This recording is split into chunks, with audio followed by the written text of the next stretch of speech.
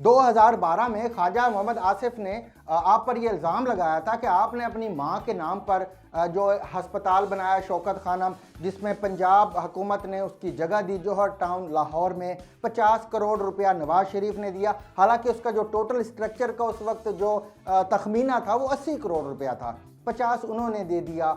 वो आपने अकेले, आपके फ़र्द वाहिद की वो मलकियत नहीं है, उसमें सैकड़ों लाखों पाकिस्तानी, उसमें नुसरत फ़तेह अली खान से लेके अमिताभ बच्चन तक, लेडी डियाना से लेके हबीब जालिब तक, ये सारे लोगों ने इसमें हिस्सा डाला है। लोगों, औरतों ने अपने जेवर बेच के आपको पैसे दिए। तो आपने क्या किया, आपने उसमें से 30 लाख डॉलर निकाले और एक हाउसिंग सोसाइटी आपने बना ली। जब 2012 में ख्वाजा आसिफ ने आप पर यह इल्ज़ाम लगाया कि आप खैरात में मिलने वाले पैसे को अपने कारोबार, निजी कारोबार में इस्तेमाल कर रहे हो, तो आपने उन पर एक हतक इज़्ज़त का दावा कर दिया अदालत में। 2012 से आपका ख्याल ये था कि जी मैं दावा करूंगा तो वो जो एज़ यूजुअल जो होता है ख्वाजा आसिफ साहब जो है ना वो माजरत कर लेंगे और मैं अपना वो केस उठा लूँगा। लेकिन ख्वाजा आसिफ डट गए, उन्होंने कहा कि अदालत में मैं इसका दिफा करूँगा कि इमरान खान दुनिया से खैरात में मिलने वाले जो पैसे हैं, जो अतियात शौकत खानम को दिए जाते हैं, उससे अपना निजी कारोबार चलाता है। अब पहले तो इनका वकील जो है उस केस में तारीख पे तारीख, तवालत पे तवालत लेता रहा, 2 दफ़ा उनको जुर्माना भी हुआ। आखिर अब 21 जनवरी को खान साहब खुद वीडियो लिंक पर एडिशनल सेशन जज इस्लामाबाद की अदालत में ये हाजिर हुए। तो इन्होंने ये तस्लीम कर लिया कि मैंने ये पैसे निजी हाउसिंग सोसाइटी में लगाए थे। ये इनका जो एतराफ़ है, ये पाकिस्तानी कौम के लिए बहुत बड़ा सरप्राइज़ है, क्योंकि शौकत खानम को कभी भी सियासी नहीं होना चाहिए।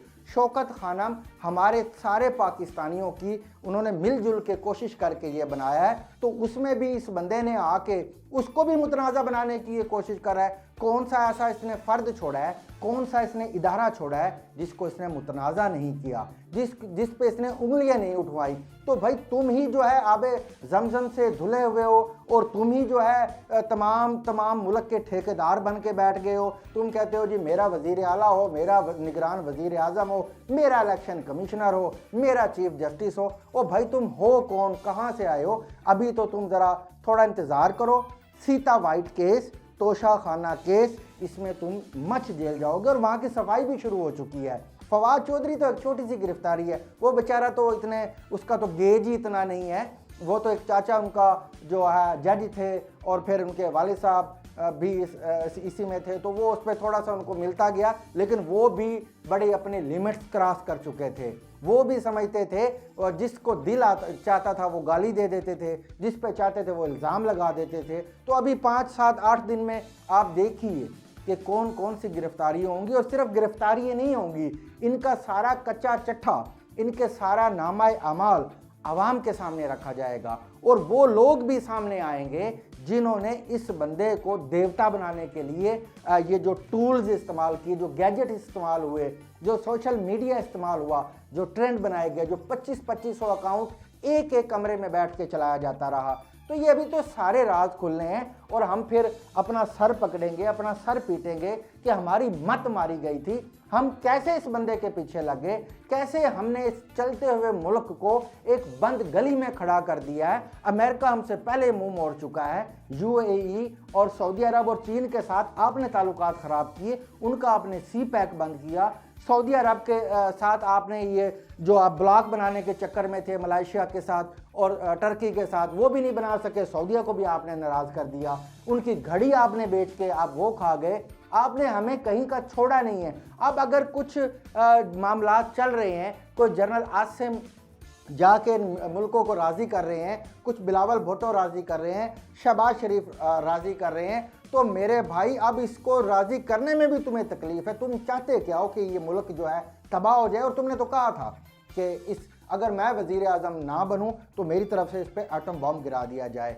तो मुझे तो उन आपके जो कोई फॉलोअर्स हैं उनकी अकल पे मैं तो मातम करना चाहता हूं कि वो किस किस्म के लोग हैं, वो किस दुनिया, किस सियारे से आए हैं, जो सब कुछ सामने होने के बावजूद फिर कहते हैं खान हमारी रेड लाइन है, अगर वो आपने क्रॉस की तो हम यूं कर देंगे। तो खान साहब नूं तो गोली लग गई सी, तो फिर तुसी की कीता सी?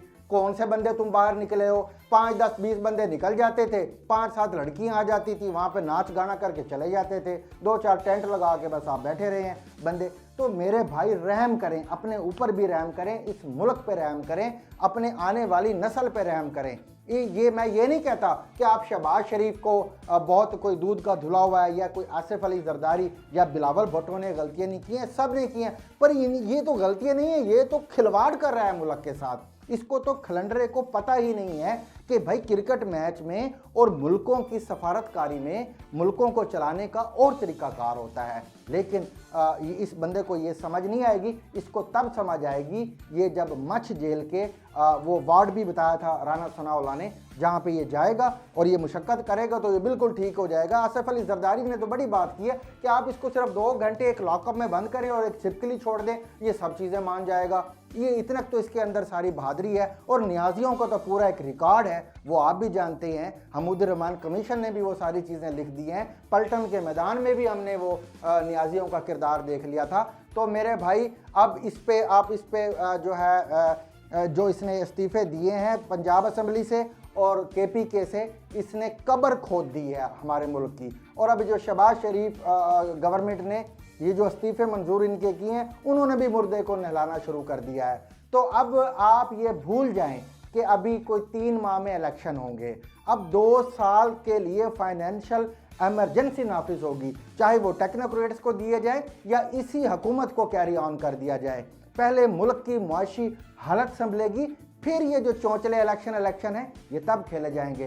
खान साहब उस वक्त तक आप मत जेल में आराम करें। और ये जो इनके नीचे लोंडे लपाटे हैं, तो ये तो वैसे ही ये तो एक ASI की मार है, ये बिल्कुल गज की तरह ठीक हो जाएंगे और ये मुल्क के खिलाफ बकवास करना बंद कर देंगे। For more informative videos with Chaudhary Javed, subscribe to our YouTube channel. Zigzag News. We make it special.